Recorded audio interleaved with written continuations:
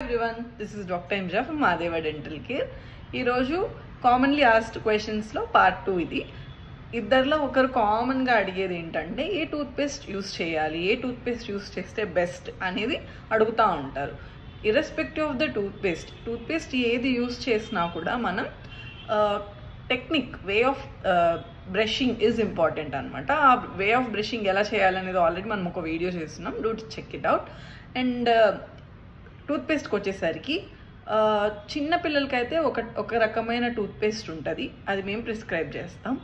And remaining age groups after 15 తర్వాత నుంచి ఏ toothpaste అయినా యూస్ చేయండి, దాంట్లో ఫ్లోరైడ్ ఉండేటట్టు చూసుకోండి. అది కూడా 1000 to 1500 ppm ఉన్న టూత్పేస్ట్ యూస్ చేస్తే మీకు పుచ్చులు పట్టడే ఛాన్స్ చాలా తక్కువ ఉంటుందన్నమాట. అండ్ ఇంకొకటి ఏంటంటే టూత్పేస్ట్లో మనకి hard abrasive substances like charcoal అని అవి ఇవి అని మనకి మార్కెట్లో డిఫరెంట్ ప్రోడక్ట్స్ ఉంటాయన్నమాట.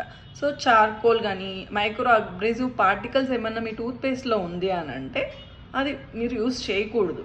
ఎప్పుడు టూత్పేస్ట్ సేమ్ కన్సిస్టెన్సీలో పేస్ట్ కన్సిస్టెన్సీలోనే ఉండాలి. అలా కాదని దానిలో అబ్రేజివ్ పార్టికల్స్ ఉంటే మీ ఎనామిల్ లేయర్ అనేది పక్కా పాడుతుంది, చూసుకోండి జాగ్రత్త. ఇంకొకటి ఏంటంటే మీకు ఏదైనా గమ్ డిసీజ్ ఆర్ పళ్ళు ఏమైనా సెన్సిటివిటీ అలా ఉంది అని అంటే అప్పుడు డిసెన్సిటైజింగ్ టూత్పేస్ట్ అనేది యూస్ చేయాలి.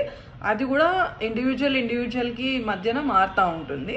సో అది మాత్రం మీరు డాక్టర్ని కన్సల్ట్ అయ్యి యూస్ చేస్తే best. That's all for today. Hope this is useful. Thank you.